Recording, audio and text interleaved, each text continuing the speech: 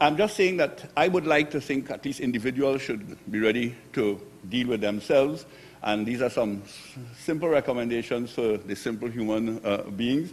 I recommend that we invest in ourselves, human capital in particular, as it is going to be more and more the case, especially what people are calling knowledge-based economies, that we are going to be more important than the physical elements there. This is not advice that I'm charging you for, so don't jump on it.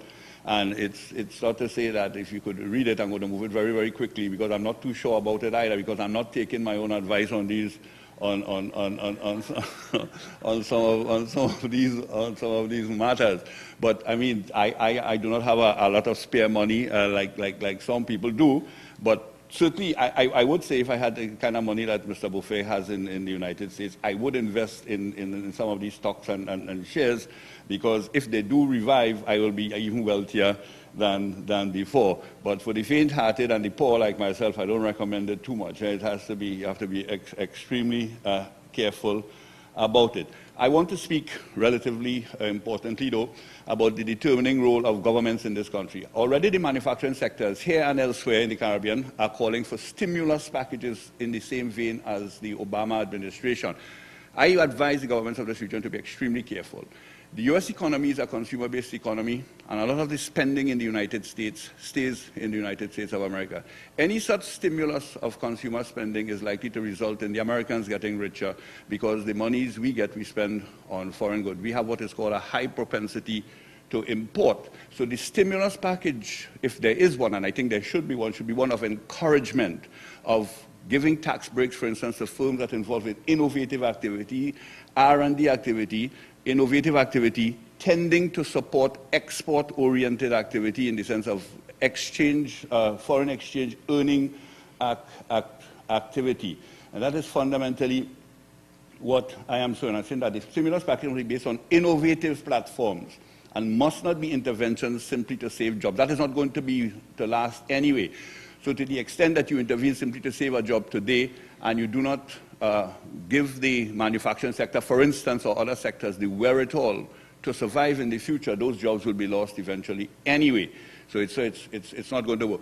Too much in the past in Trinidad and Tobago and in the rest of the Caribbean, we have invested, we have given tax incentives to the manufacturing sector, which has simply resulted in the enriching of members of that sector and no real development of the country. In fact, in the case of Trinidad and Tobago, the government had to intervene and undertake its own activity and if these things don't work, we are likely to have very, very serious consequences. It does not look good. So if I were to conclude very quickly, the economy here and elsewhere is on very, very shaky ground.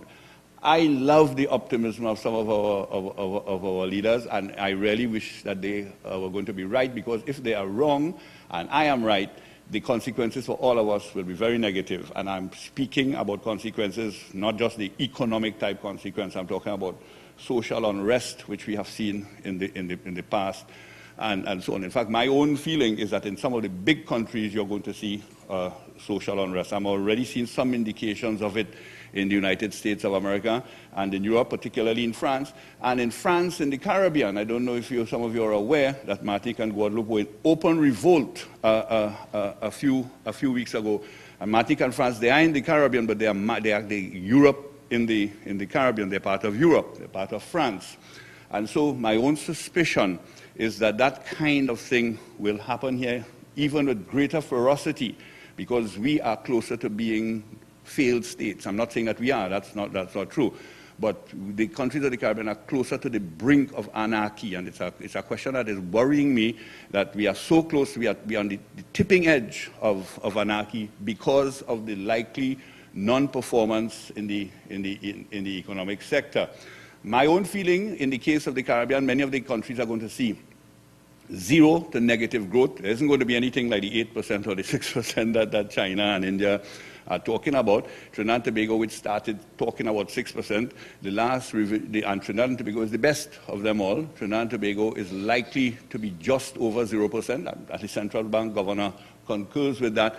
And I mean, on a mathematical scale, as you well know, zero is here. On the one side, there are positive numbers. On the next side, there are negative numbers. So we could very well be close to negative numbers. Some of the social programs that we have are likely to be under threat. And I'm speaking about GATE in particular for this university. ERP and CPEP, which some of you don't know, and I'll say what they are given if the time comes. They are likely to go last, but they are not for political reasons.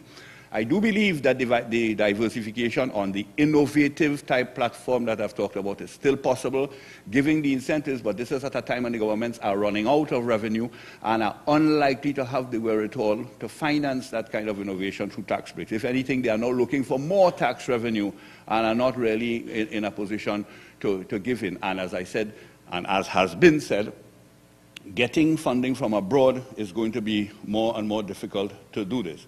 Whatever happens, the time is now crucially upon the Caribbean to foster efficiency, productivity, and international competitiveness. Thank you very much.